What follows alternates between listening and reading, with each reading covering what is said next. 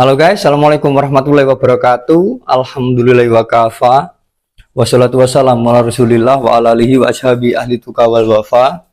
Subhanaka la ilma lana illa ma 'allamtana innaka antal alimul hakim. Rabbi shrah li sadri wa yassir li amri wahlul 'uqdatam min lisani yafqahu qawli ma ba'du.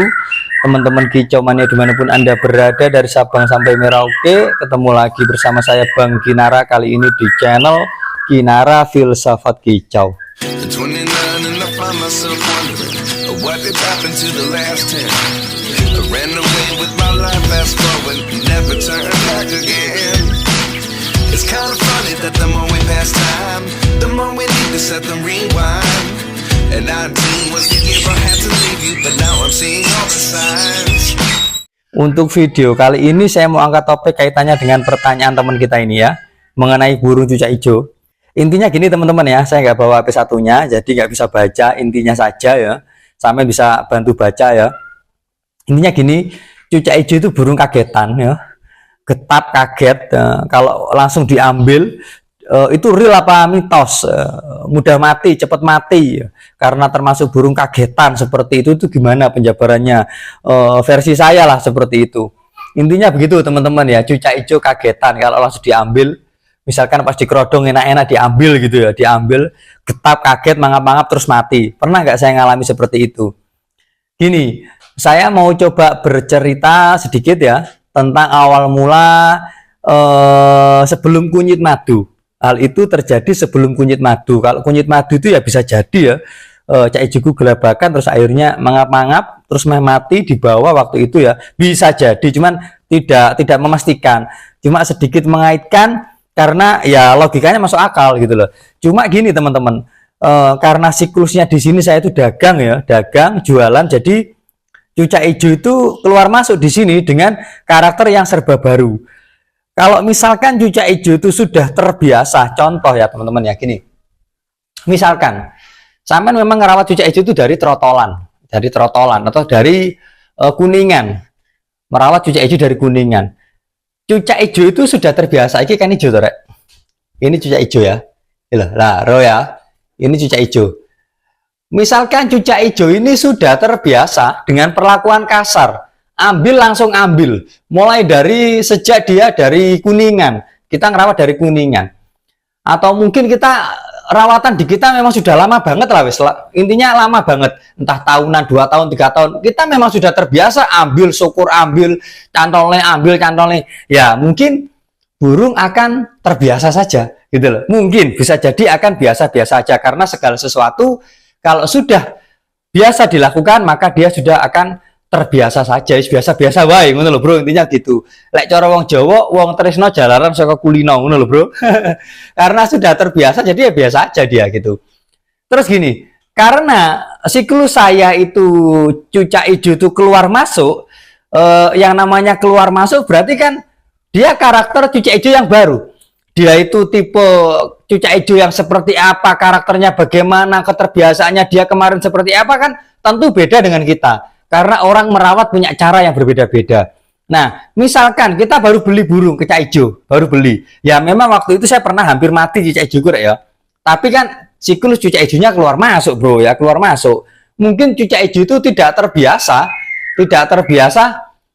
di kasar atau langsung ambil ketika pagi hari jam 6, setengah 6 barangkali ada cucak hijau yang bangkongan misalkan, bangunnya siang-siang misalkan, langsung diambil. Terus kalau dia sudah gelabak ya nabrak sangkar, mungkin dia tadinya tidurnya nyepit gini kan, cucak hijau itu turunnya kan delik endas, delik non das.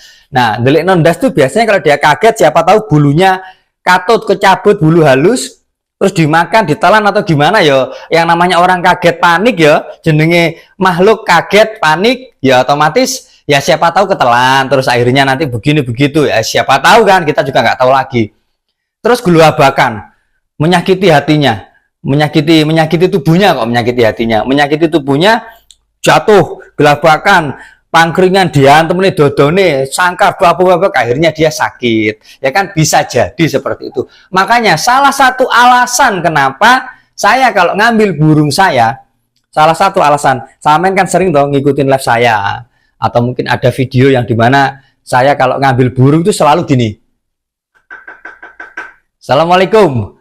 Nyapa, bro. Nyapa. Tet, kan jeda. Assalamualaikum, jeda. Diambil. Jadi dia sudah ada aba-aba, ngono lho, bro. Dan semua burung saya memang saya mengambil burung-burung saya semenjak kejadian cucak hijau dari logika saya waktu itu tahun 2000 berapa ya? 2014 paling itu, Rek, ya. 2014 waktu itu. Ya, semenjak kejadian itu, saya ngambil burung saya selalu tek, assalamualaikum. Walaupun itu kacer, walaupun itu murai, cendet, cak hijau, semua burung saya, kalau saya kerodong mau saya ambil, saya selalu salam dulu. Salam dulu. Kalau dipikir-pikir ya, yang namanya dia makhluk, bro, dia ciptaan Allah ya. Dia ciptaan Allah ya, kita harus menghargai dia. Dia lagi tidur, lagi santai di dalam sangkar, di dalam kerodong ini dia ngapain kita kan nggak tahu. Apa yang dia rasakan juga kita nggak tahu. Ketika di kerodong tadi loh, sebelum kita ambil kan kita sebagai manusia kan nggak tahu apa yang dia rasakan, dia sedang ngapain di dalam. Nah, jadi permisi, assalamualaikum. Nah, makanya itu salah satu alasan. Dan waktu itu ya kembali lagi ke masalah kunyit madu tadi. Karena cucak hijauku itu tiba-tiba geletak ya, pagi-pagi geletak ya, ngambekane ngos-ngosan, mangap-mangap.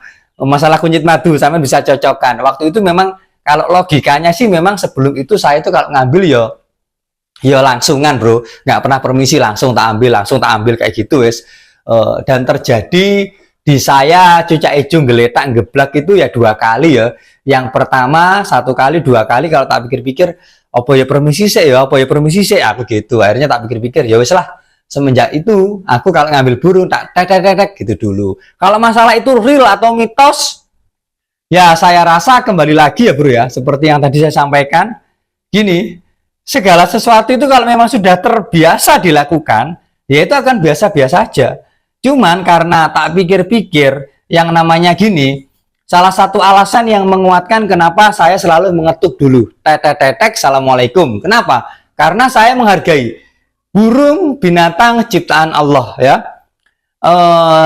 Kira-kira kejeron gak ya aku ngomong ini? Takutnya kejeron, bro, ya. Kejeron, enggak salah tafsir sampean gitu loh. Intinya gini, saya menghargai bahwa ini adalah ciptaan Allah. Saya sebagai manusia, la ilaha illallah Muhammadur Rasulullah ya, tiada Tuhan selain Allah. Aku bersaksi kan tiada Tuhan selain Allah, Muhammad utusan Allah. Aku berusaha mengaplikasikan bahwasanya aku tidak ingin menjadi saksi yang palsu. Tahu nggak maksud saya? Loh kan aku bersaksi tiada Tuhan selain Allah, Muhammad utusan Allah. Gini, bro, kalimat ini berat loh. Loh, jujur saja. Kalimat ini sangat amat berat buat orang-orang yang benar-benar memahami makna yang sesungguhnya. Nggak cuma syukur mencotot ngomong, syukur nyebut, syukur ngomong ya, syukur ikut-ikutan ya. Jadi la ilaha illallah Muhammadur Rasulullah. Aku bersaksi. Toh ini juga kan manusia itu hidup sebagai persaksian, loh, bro. Kita disuruh menyaksikan alam semesta ini ciptaan Allah. Kita disuruh menyaksikan gunung ciptaan Allah. Kita sebagai manusia juga disuruh menyaksikan laut, angin, hujan, wit-witan, alam semesta, semuanya ini dan beserta isinya termasuk binatang. Ini semua ciptaan Allah. Jadi aku berusaha menghormati, menghargai dia sebagai ciptaan Allah. Itu aja. Sebatas itu. Jadi saya gak sembrono syukur jipo ya enggak. Ya sebatas itu. Setidaknya ada poin plus saya mengetuk itu selain supaya dia tidak getap, supaya dia tidak kaget, ya poin plusnya yaitu tadi, setidaknya saya kan mengamalkan lah, menghargai ciptaan Allah yang lainnya selain manusia. Ngono lho, bro, sebatas itu aja sih, tidak lebih. Tapi dari itu semua kan ya tetap ada poin plusnya, ngono lho, Rek, ya. Jadi kalau dikaitkan dengan real atau mitos ya saya rasa itu semua kembali pada pola pikir manusia masing-masing ya. Pola pikirku seperti itu belum tentu sama dengan pola pikir orang-orang di luar sana ya. Masalah real mitos ya, bahkan tentang meritili jangkrik, tentang apa ya, ibaratnya cari hari dino sing apik gini-gini ngalor ngidul ketan ngulon arah mojok, semua itu saya tidak pernah percaya. Saya anggap itu semua mitos, kan kembali pada keyakinan masing-masing, kepada pola pikir individu masing-masing. Kalau saya dari sudut pandang saya ya seperti itu tadi. Kalau masalah kagetan ya yang namanya kita burung, kita kan nggak tahu yang di dalam kerodong dia lagi ngapain, kan kita nggak tahu. Ya wes lo permisi aja, menghargai. Kalau saya sih gitu, teman-teman ya. Ini tadi sebenarnya repot aku, Rek. Cuma tak sempetin ngonten, kebetulan ada tema, ada pertanyaan yang bisa saya angkat dengan penjabaran yang singkat, padat, dan jelas. Makanya tak angkat topik ini ya. Besok-besok kalau nganggur aku mau menjabarkan tentang cucak hijau, kalau enggak ya murai batu, tentang rawatan supaya gacor, ya, supaya cepat gacor gitu ya. Wes itu dulu video kali ini. Semoga menggudek logikamu, mengedukasi, dan yang paling penting semoga menjadikan kita semua menjadi manusia yang tidak melampaui batas dalam hal merawat burung. Semoga bermanfaat. Saya akhiri wabillahi taufiq wal hidayah. Assalamualaikum warahmatullahi wabarakatuh.